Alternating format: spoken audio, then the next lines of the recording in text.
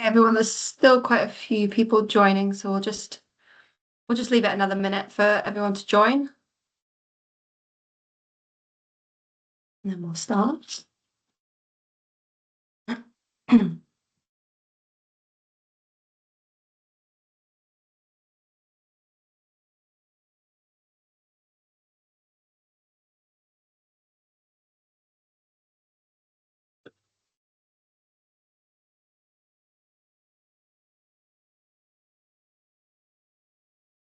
Okay, I think we'll get started and then people can join us over the next minute. So good afternoon, everyone, and many thanks for joining us today to hear about the findings from two of our recently published reports, which focus on the out-of-home food environment. And today you will be hearing from Leanne Garden and Lindsay Davidson, who work as public nutrition advisors at Food Standards Scotland, and also Professor Lindsay Jacks from the University of Edinburgh. Lana MacDonald, our Head of Nutrition Science and Surveillance at Food Standards Scotland, will also be joining us for the Q&A at the end. The webinar today has been endorsed by the Association for Nutrition as CBT until the 30th of June 2028.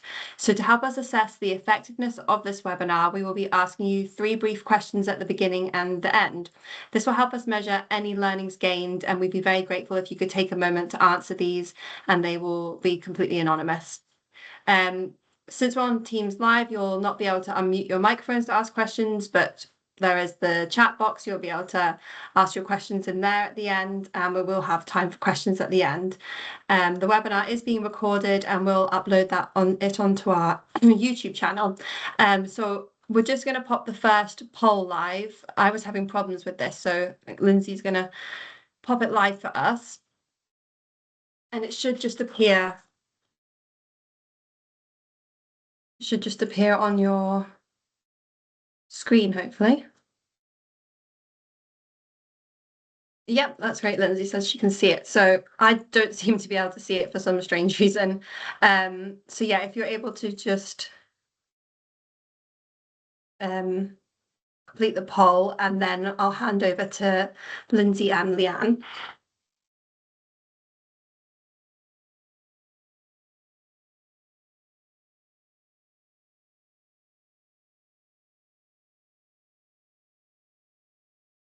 Is everyone able to see the poll? Just because I can't see it, so I'm just checking that it is there. It is. We're up to 74 responses now, Okay. Sophie, so got a good spread across the different options. That's great. That's great. Yes, just very strange. I don't seem to be able to see it, so it's just to make sure it's okay for everyone else. So yeah, I think Lindsay and Leanne, if you would want to start your presentation, and then people can kind of finish their votes. Thank you.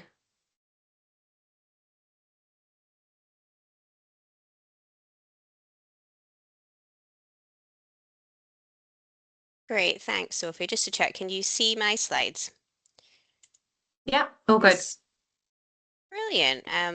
I'll just get started then. So, yep, as Sophie said, my name is Leanne Garden, and I'll be joined by my colleague Lindsay Davidson today to talk through our recently published report. So this is from Food Standards Scotland, a report entitled "What's Behind Our Choices? Understanding Food Purchases and Behaviours in the Out-of-Home Environment in Scotland." So we will explore what's behind our food choices when we eat out of home and what that means for our health. So we'll look specifically at how we interact with the out-of-home environment, how healthy is eating out of home, how digital technology and promotions shape what we eat, and how we can make eating out healthier in Scotland. So the report being discussed brings together the latest research in this area from both Scotland and the UK to show how the out-of-home environment affects what we buy and eat. So note we were going to be covering this research at quite a high level today, and we won't be able to go into specific detail or answer specific questions on the studies mentioned, but there are references included in these slides, and these references are also included in the report itself as clickable links for easier access should you want to do a deeper dive into any of the studies that we talk about. So let's get started. Eating out of home is no longer just an occasional treat or a sit-down meal for a special occasion. It's part of everyday life and includes grabbing a coffee on the way to work, eating lunch out, ordering a takeaway, or picking up food on the go. So eating out can be enjoyable and convenient, but there is a catch. The options around us are often not very healthy. A recent out-of-home survey by FSS in collaboration with the University of Edinburgh, of which Professor Lindsay Jacks will be presenting on a little bit later, found that around 21% of calories consumed in Scotland now come from out-of-home food. So this is concerning since Scotland already faces high levels of overweight and obesity, with nearly 1 in 3 adults living with obesity and almost 1 in 5 children at risk of obesity, according to the Scottish Health Survey. So the food environment that we're exposed to matters not only for our health, but also for the health of future generations. Recent data shows that almost everyone in Scotland ate out of home in 2025. So on average, people did this 3 to 4 times a week, spending around £6 per visit. This tells us that eating out is certainly not unusual. It's routine and simply part of everyday life, whether before or after work or school, while traveling, or in between regular activities. So what really stands out is that nearly 60% of out-of-home eating occasions are on the go, and only a third of occasions are sit-down meals, as demonstrated by the pie chart. So this isn't really about restaurants anymore, it's about quick, portable, convenient food. And when convenience becomes the priority, health can unfortunately become secondary. Recent census data for Scotland has shown that the number of out-of-home outlets in Scotland has increased by over 20% since 2010, and takeaways alone have increased by almost 50%. So that means we're surrounded by many more opportunities to eat high-calorie food than ever before. However, it is important to note that this is not evenly distributed. The more deprived areas have a higher concentration of takeaway outlets, which can contribute to health inequalities due to higher exposure, potentially shaping behaviour. Data has shown that the most commonly purchased takeaway food in Scotland are burgers, pizza, chicken, and fish and chips. And these foods are usually widely available, relatively cheap, and often high in calories. And as a result, they've become appealing options, particularly when time and money are limited. When we look closely at the nutritional quality of out-of-home food, the picture becomes even more concerning. Nearly two-thirds of meals bought out of home exceeded 600 calories per meal, and almost 1 in 5 meals contain more than 1,200 calories. When takeaway food samples were analysed, the results were even more striking. Nearly all UK-wide takeaway meal samples exceeded 600 calories, and over half contained more than 1,200 calories. With the Eat Well Guide recommendations of around 2,000 calories a day, a single takeaway meal could easily provide more than half of our daily intake.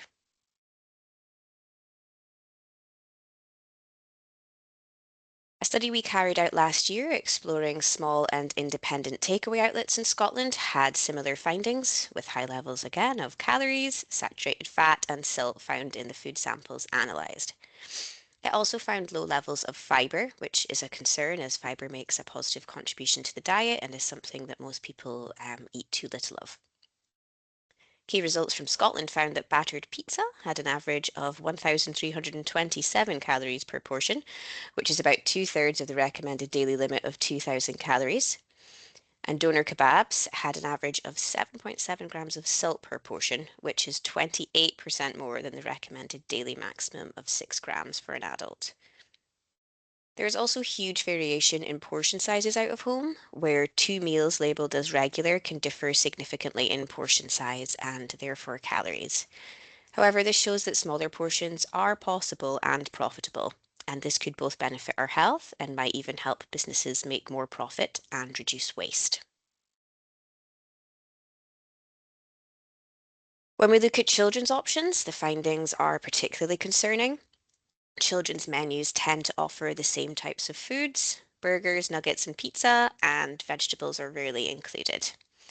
So our research found that a typical children's cheeseburger and chips meal can provide nearly 60% of a child's daily calories and almost all of their saturated fat limit. So with the rise in children at risk of obesity and overweight, improving these options is needed urgently. A recent attitude survey from Food Standards Scotland found that 72% of us agreed that children's menus should be healthier. One of the most interesting findings is that snacking is now the most common way that people eat out of home. Recent data found that almost half of eating occasions are snacks, but these aren't always small in terms of calorie content. One of our recent reports, which explored the calorie content of sweet discretionary products available in the out-of-home environment, such as cakes, muffins, and sweet pastries, found that the average sweet snack contained around 450 calories, and some even exceeded 1,000 calories. So 3/4 of these products were more than the UK government's guideline of a maximum of 325 calories per portion, demonstrating the need for further reformulation and portion size reduction. I'm now going to pass you on to my colleague Lindsay Davidson, who's going to speak about the impact of digital technology on the out-of-home environment. Thanks, Lindsay. Thank you, Leanne. Yes, I'll present our latest findings on the role of digital technology on our behaviours when we use the out-of-home environment. The way we order food out of home has changed dramatically in recent years. Our surveillance data shows that during 2025, most takeaway and delivery orders were placed using some form of digital technology, such as a restaurant's own app or website, or those of a third party, such as Deliveroo or Just Eat. These have made the process of ordering food and drink from the out-of-home environment incredibly quick, easy, and almost effortless. A recent consumer attitude survey of people in Scotland found that because it is so easy to order food online, more than half of us are getting takeaways more often. The effect is even stronger among younger age groups, particularly those aged 16 to 24 years, who are the most frequent users of digital technology in this way.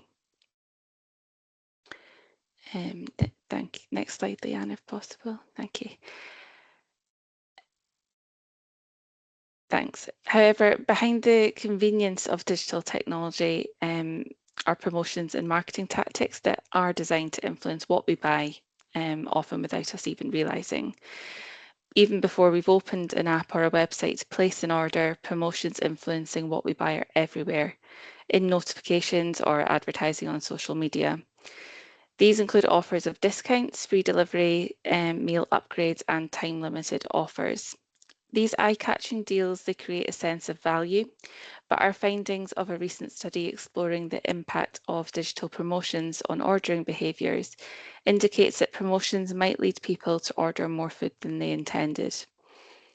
When a promotion makes a takeaway seem like good value for money, the drive to make healthier choices can be easily pushed aside, and we can end up buying more or different items than we originally intended to when we place an order.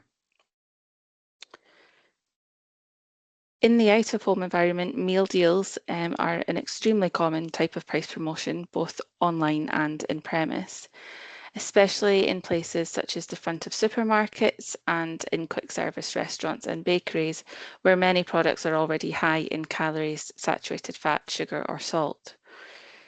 Meal deals bundle together items like a sandwich, a snack and a drink, or a main and a side dish and a drink, for example. However, a recent Food Standards Scotland report that explored the calorie content of food-on-the-go products in the out-of-home environment found that popular meal deals can often contain between 800 and 1,000 calories, which is a large proportion of what people tend to need for the day. Our research shows that people in Scotland perceive meal deals to be good value for money, even when it means they end up buying extra items and therefore calories that they didn't originally want. Overall, the findings presented here today highlights the urgent need to reshape the out-of-home environment in Scotland. Actions needed to address these challenges head-on and support progress towards the Scottish dietary goals. Any effective approach to improving diet and health outcomes should consider the economic and environmental factors that shape our surroundings and influence our behaviours. By making healthier choices more available, affordable and appealing, we can continue to enjoy eating out without it compromising our health. So how can we make eating out healthier in Scotland? Food Standards Scotland supports a range of measures that together can help make food and drink options available in the out-of-home environment healthier, making it easier for everyone to eat well when eating out. Specifically, we recommend making nutrition information available on request, and this will support out-of-home outlets to review and improve their menus, as well as help consumers to make informed choices. Reducing portion sizes, particularly for less healthy options. Reformulating recipes to reduce calories and high levels of saturated fat, sugar, and/or salt where possible, and increase amounts of fibre and fruits and vegetables. Rebalancing promotions and marketing strategies towards healthier options and ensuring that these are available and competitively priced. And finally, ensuring that children are offered healthier options which are appealing and are promoted. By implementing these actions, the responsibility for healthier eating won't rest solely with individuals, and instead Scotland's out-of-home food environment can support healthier diets while still allowing people to enjoy the convenience and enjoyment of eating out of home. Some final thoughts and a summary from us before I pass over to Professor Lindsay Jacks. Eating out of home has become a part of everyday life in Scotland, and it's shaped by convenience, cost, and the environment around us. Across Scotland, eating out is easy, but eating well while eating out is not. We're flooded with options and deals for food high in calories, saturated fat, salt and sugar, while healthier options are hard to find. Snacking is the most popular way to eat out, and yet many snacks contain enough calories to derail a healthy, balanced diet. Digital technology is also making ordering takeaway food easier and more popular than ever before.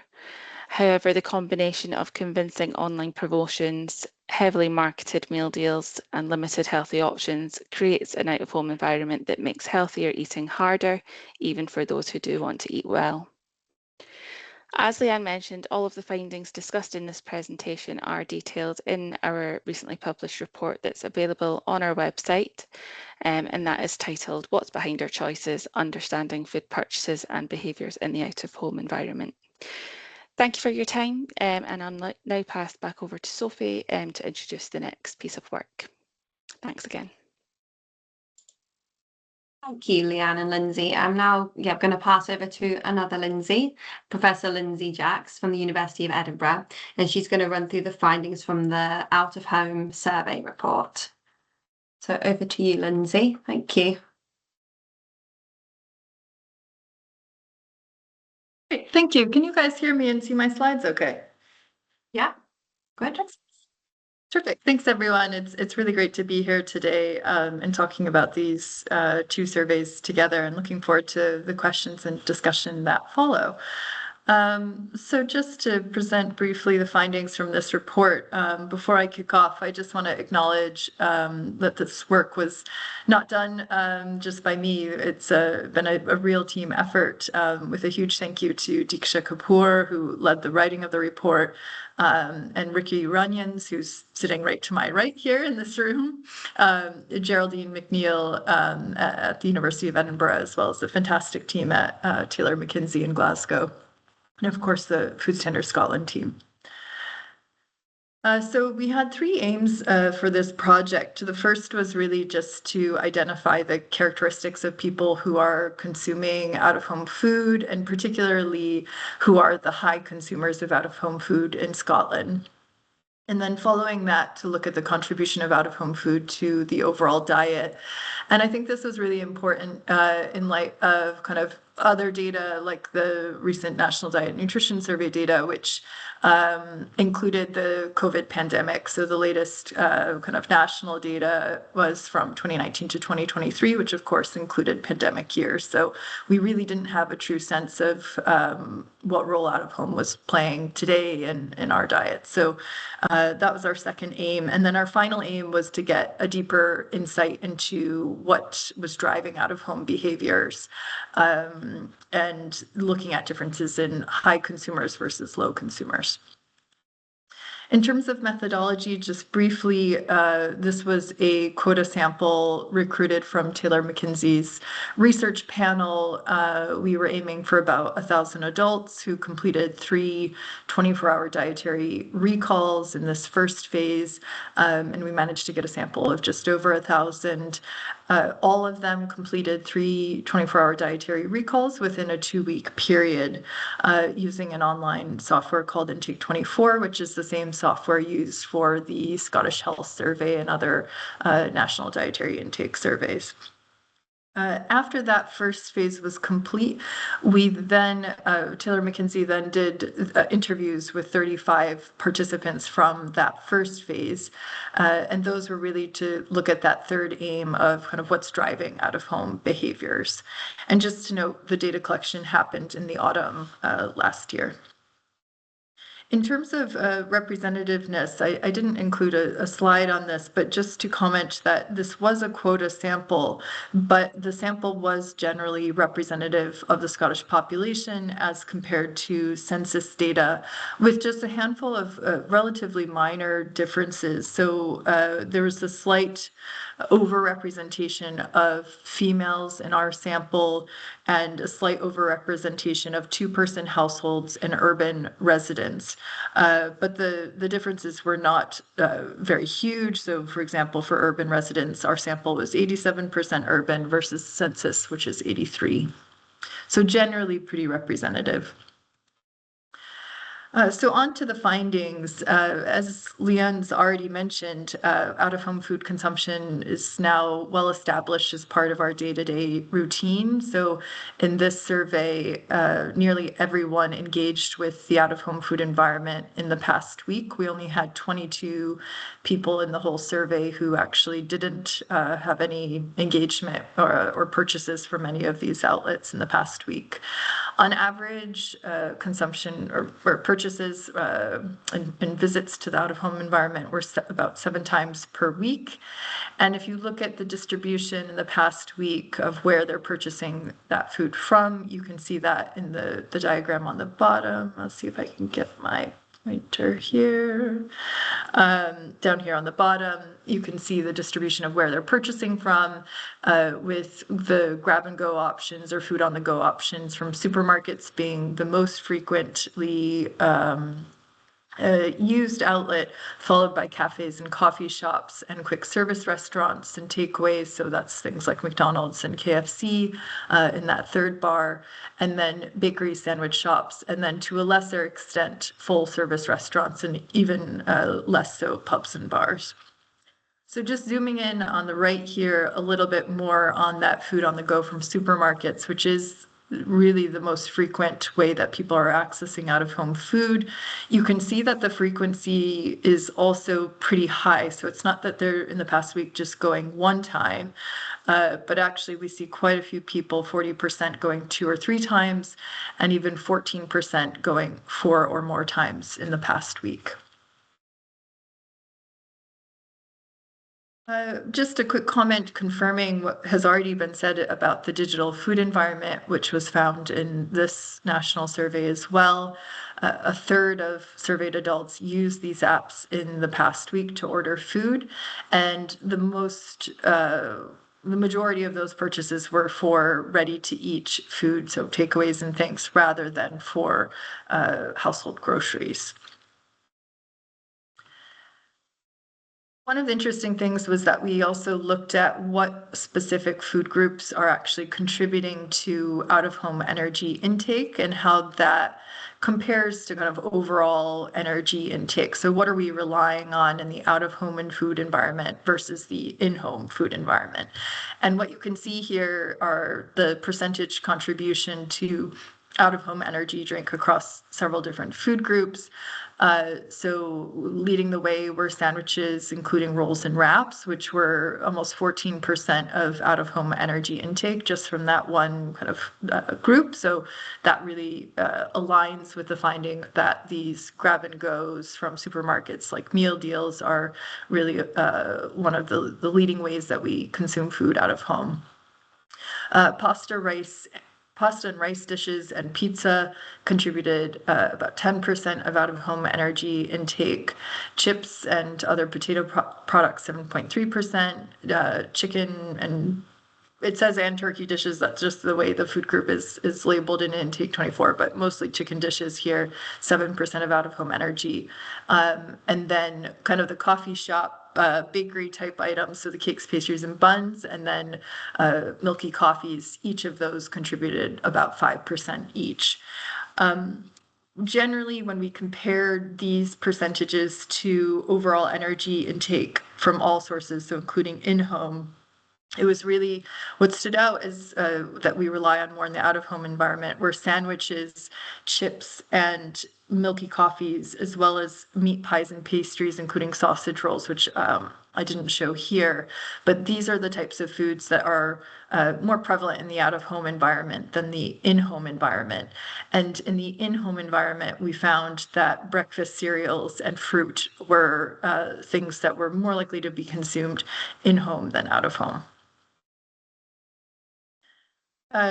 This headline finding has already been said, but just to say that kind of those food group patterns translated to a contribution of 21% of calories coming from out of home food in our overall diets. This does mean that we still rely on, for a majority of our calories, we rely on supermarket, kind of that weekly shop in home food consumption. But still, a fifth of calories coming from the out of home food environment is substantial.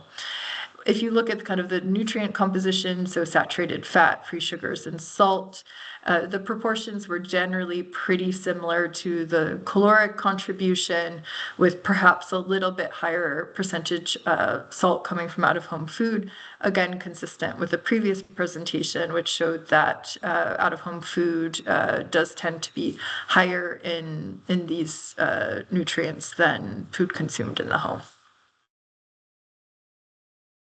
So moving on to the aim around who the highest out-of-home consumers are, this slide is just comparing the high consumers on the left to low and moderate consumers on the right. And the way that we kind of defined high and low and moderate consumers, just because there's not a recommended, cut point or anything like that, was just a data-driven cut point. So high consumers were those who are consuming it more than daily, so more than 7 times a week, and then low and moderate were 7 or fewer per week. And what we found was that the high consumers were more likely to be younger, so they were in the 18 to 34 year bracket, as compared to low consumers who tended to be in the older age bracket. The high consumers were more likely to be male, single, and employed full-time. And if you look at the contribution in terms of calories, of course, not surprisingly, high consumers, the percentage coming from out-of-home food was higher than the national average, which was 21%. So they were coming in at 29%. So nearly a third of calories in that group coming from out-of-home food.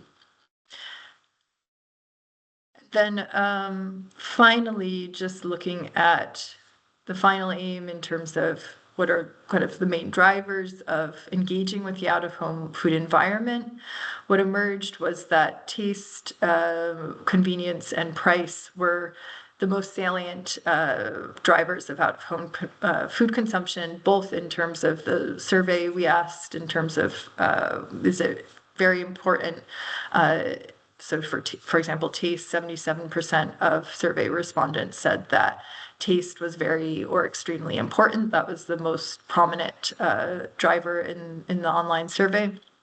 But what really emerged from in-depth interviews as well as the online survey was that convenience was also very important. And I've included some quotes from the qualitative interviews to kind of capture some of the things that were discussed in those interviews with regards to convenience, but things that emerged were importance of kind of saving time by not cooking, having something that's quick, easy to eat on the go, these sorts of things. Price, of course, also emerged. I would say it was, given the timing of this survey, it was surprising that perhaps it wasn't even more salient relative to taste and convenience, given the cost of living crisis, but certainly was something that did come up, and that also came up when people discussed wanting to have more healthy options, and this perception that the healthier options in the out-of-home environment were more expensive than the less healthy options. So just quickly to summarize the findings of this national survey, out-of-home food and drink are playing a very central role in our everyday eating in Scotland. On average, it's about 7 times per week that the survey respondents engaged in the out-of-home environment, and this is contributing to about 1/5 of calories in Scottish adult diets. The food groups that are contributing the most to that consumption, I've mentioned here. So things like sandwiches as part of meal deals, pasta, rice, and chicken dishes, as well as pizza and chips. And then the highest consumers are younger people, working adults, and as well as men in Scotland. And taste and convenience emerged as the most important, most salient drivers of out-of-home consumption. And therefore, I think these are the levers that we need to keep in mind when we think about how to improve the nutrient quality of out-of-home consumption or out-of-home foods. So just a couple closing recommendations. We've kind of separated it across 3 different areas. So setting nutrient targets for reformulating to reduce calories, fat, salt, and sugar, particularly saturated fat. There's quite a bit of evidence that nudges can be quite effective for shifting consumer behavior, and that's both in the in-person out-of-home food environment, but also some recent work actually in digital food environments with regards to, for example, default menu items or even default restaurants when you're searching on delivery apps, and how that can influence consumer behavior. And then finally, addressing the promotion of HFSS products, particularly in these app-based digital environments, but also in terms of outdoor advertising, where the advertising, for example, at bus stops is quite prominent and pushing towards unhealthy out-of-home food consumption. And there are certainly some local levers there to try and mitigate exposure to these and eventually kind of improve consumer preferences and diets. So this is kind of a very high-level overview, and looking forward to questions and discussions, but if you'd like to read the results in greater detail, I've included a link to the report here, and I'm sure Sophie will also include a link in the chat for you to access the report. I've also included my email, so feel free to please do get in touch with any questions. Thank you, Lindsay. And I can send around slides and things after as well, and links to the report to everyone. Thank you. That was really interesting, especially the quotes from the interview, the one on convenience. I found that really interesting. So we're gonna have questions in a minute. We've got plenty of time for questions, but before we do that, we're just going to put the poll up again. So Lindsay's just going to pop the poll up, so that will come onto your screen. If you're just able to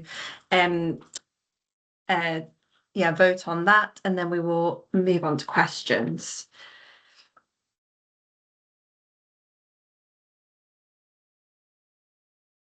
Again, for some reason, I don't seem to be able to see the poll, so I think it's up on screens. But I'll kick off with the first question. So we have Lindsay, Leanne, and Lindsay from the University of Edinburgh, and then Alana questions. So the first one is for you, Alana. I was wondering if you have any recent and planned studies related to food consumed proposed in schools, primary or high school in Scotland. It's quite a concerning area around out-of-home food intake. Thanks, Sophie, and thanks for the question. Yeah, I mean, I don't have anything specific that jumps to mind recently, but we know from prior research that that it is indeed a problem, and there's kind of other issues at play around why secondary school children prefer to leave the school, and the kind of benefits that that brings in terms of socializing and whatnot. So yeah, it's definitely in our kind of sights as something that we'd like to see improvements in, kind of encouraging children to stay in school and benefit from those healthier school meals. But I don't know, Lindsay, I see your hand up. You may be more on the ball with recent research. I'll bring you in. Well, I'll just comment because it's not published, but you'll be aware, Alana, that we are working on analysis of the dietary intake in Scotland's children, the DISH survey that was done in 2024, where we are looking at school meals and how children who consume school meals are more likely to meet some of the Scottish dietary goals, for example, around red and processed meat. That survey also does have, we have the ability to look at out-of-home consumption during lunch. I'm actually looking at Ricky because she knows the data better than me. Well, her light's just gone off. Yeah, so it is something that we can definitely look at in a different survey. This survey that we've talked about today was just adults, but we do have this data in children as well. So great suggestion. And stay tuned for more on that later this year. But I have linked to the report in that kind of has overall dietary patterns in children and young people if it's useful, Frank. Thank you. And then someone also added to add to the above comment that is the outpatient cafes in hospitals. That's an interesting one. Lana. Yeah, an interesting one. I don't think we have that kind of information available at all, but it would be really interesting to look at. So yeah, perhaps a future project. Thanks. You. Another question we've had for us is for Lindsay is data available by health board / local authority area? So we do have that data. We weren't sampled particularly to look at it, so it wouldn't be representative at that level. But we could probably provide, as we have with DISH, some high-level statistics at that level. I'll just note that we've got another, and I'm looking at Ricky to my right here, analysis going on where we're looking at these data from this particular survey of about 1,000 adults and how it relates to their actual built food environment using data on registered food businesses for environmental health. So we'll be able to look at, for example, does living in an area with a high density of out-of-home outlets predict having higher out-of-home food consumption. So that analysis is ongoing and again should hopefully be up as a preprint end of this year if all goes to plan. So stay tuned for more information on that. Thank you. Another one for yourself, Lindsay, and also Alana. It was mentioned smaller portions could be leveraged by businesses to increase profits. How would something like this be regulated? And if people see greater value in larger portions, combination items, then how could you mitigate criticisms that would arise from decreased portion control in takeaways? Quite lengthy, but I can share some thoughts. Yeah, I won't necessarily talk to the regulatory aspects because yeah, that kind of falls outside our remit. But it is something that we hear a lot when talking to business, is that challenge of, if I just reduce my portion of chips and no one else does, then the customers are going to go elsewhere because, to be frank, why wouldn't they? They're going to get more for their money. I think an important thing for us is, bringing industry along on this journey with us to hopefully encourage businesses all to sign up to these types of actions, so that it is a level playing field. However, I think the other aspect that we often forget about with portion control is it's not just simply about reducing all the bad stuff. We could be reformulating to add in more fruit and veg, bulking things up with beans, adding those extra healthy components, to provide that same portion size, but just with a better balance within the meal. So yeah, there's lots of things at play to consider there. Anything you want to add there, Lindsay? No, nothing else from my, assuming you mean this, Lindsay. Oh, yes, apologies, Lindsay Jacks. Sorry, didn't Yeah, want to sorry, dive I in there, should be Lindsay saying which Davidson. Lindsay. Yeah. Yeah, Sorry. no, nothing else to add from my side. Agree with all of that. Yeah. Thank you. Another question for you, Lindsay Jacks. It would be interesting to see this broken down by age, gender, and income bracket. I would hypothesize that those in lower income brackets may eat out of home more due to food deserts, low cost options, lots for less, and understanding of nutrition. Yep. Yeah, so we've got all of that in the report. Let me see what table it was. Table 10 in the report has all of those breakdowns, so you can take a look at the detailed numbers. But with regards to socioeconomic status, we looked at neighborhood deprivation, so Scottish Index of Multiple Deprivation. And interestingly, we didn't actually find a statistically significant difference in consumption frequency by SIMD. So it was about, in the high consumers, about 18% were in the most deprived area and 21% in the least deprived area. So not a big trend there for deprivation, but there was that big age difference and the gender difference. So with males being, more likely to be the high out-of-home consumers, and then younger people more likely to be those high consumers. So definitely an age and gender difference, but we didn't collect household income, but in terms of neighborhood deprivation, we didn't see a difference.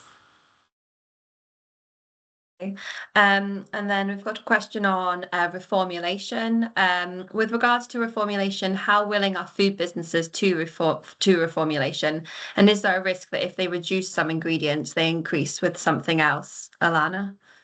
Yeah, a great question. I would say from the research that we've done, that kind of willingness and ability can be quite mixed. We do hear obviously the industry faces a lot of challenges at the moment, and that can be a barrier. But equally, we have seen examples where when businesses are kind of made aware of, say, the calorie content of their tray bakes, it's so shocking to them. They hadn't realized that that's, how calorific they were, and they were really keen to do some work. So I think, again, it's kind of what I said before, we have to bring businesses along on that journey and give them the tools to kind of do reformulation in the right way. So again, as I said before, it's not just about necessarily, removing the bad, for want of a better word. Can we replace and take that opportunity to increase things like fruit and veg and fibre and fish and so on that we know are lacking in the diet? And so we really look forward to the rollout of our eating well framework that has been developed in collaboration with Public Health Scotland. So that's will be a really useful resource for businesses to use to make those changes that we want to see. Thank you. Another question. It would be interesting to know if in poorer communities, hot takeout food is more effective than buying ingredients and cooking from scratch, and if this influences behaviour, as we anecdotally hear from community food groups. Alana or Lindsay, either of you might want to comment. We have done some qualitative research, I think, in the past. So we have heard of this, that particularly for single person households, some of the hot food takeaways are more cost effective. And those kind of bigger portion sizes that we've mentioned before can be very helpful, because that's potentially multiple meals kind of done throughout the week. So yeah, it is something that we're aware of, and yeah, particularly for people who are you know, in more challenging circumstances, don't have the kitchen space, the cupboard space to store fresh ingredients, challenges getting to the shop and so on. So again, that's where I kind of want to see these changes in the out-of-home environment to make it easier for everyone, regardless of whether it's a kind of once a week or every day, and that's kind of what's getting them by, that when they do go and choose to buy from the out-of-home environment, it is easier for them to access healthier options. Yeah, no, completely. Lindsay, Jax, do you want to comment, or some other questions for you as well? Yeah, just to say that I 100% support that. I think one of the issues with a lot of the academic research, although this is definitely changing in recent years, and Diksha, for part of her thesis was on this, in fact, is that the time cost. So the comparisons to cooking from scratch and getting takeaway don't often take into account the time cost, and if they do, it's the time cost of cooking, but not of preparing, procuring, cleaning up. You know, all of the anyone who's planned to cook a meal knows that it's not just, you know, showing up in the kitchen and cooking. It's not like a TV show. You have to plan it, get the ingredients and everything. And so accounting for that time is really important, and that emerged, and it's one of the reasons why I included that quote, because I think that we often underestimate that cost, which is it's not the cost of carrots. But it is costs that people do consider when they're making these decisions. And so I think the real takeaway of this report, and as Alana mentioned, is how can we make the out-of-home and convenient food healthier and more affordable, rather than you know, discouraging people from engaging with this behavior, because it's here to stay. And so I think it's really about trying to make the convenient option much healthier. Thank you. And another question about cooking skills. Interesting to know if cooking skills came up as a motivation for opting to buy out of home rather than cook at home / make your own lunch at home. And then someone also asked, how does remote working influence this? That's separate, but for yourself, Lindsay. I'm just pulling up the numbers in the report here. So we did ask about this. It's in table 16. And so we asked not about cooking skills, but if not having to cook, how much of a driver that was of out-of-home consumption. And 42% said that not having to cook was very or extremely important for making that decision around out-of-home eating. I might just throw in a statistic, because I think it's a useful one, not from this survey, but a survey that Eating Better and Food Foundation did in September last year. This was a UK-wide survey, and they ask about, and they have asked about for the past 10 years, confidence in cooking. Generally speaking, confidence in cooking among UK adults, and then cooking specific things. But general overall confidence in cooking is at 79%. You know, nearly 80% of people are generally confident that they can cook in the UK. So it often is something that we try to talk about and encourage, but I think people, it's not necessarily a lack of skills. And if it is a lack of motivation, you know, I don't know if, yeah, you know, that will be a very difficult thing to change. We know from other work in changing people's consumption behavior. So I think it really is about trying to, make out-of-home food healthier. Sorry, Alana, go ahead. Alana.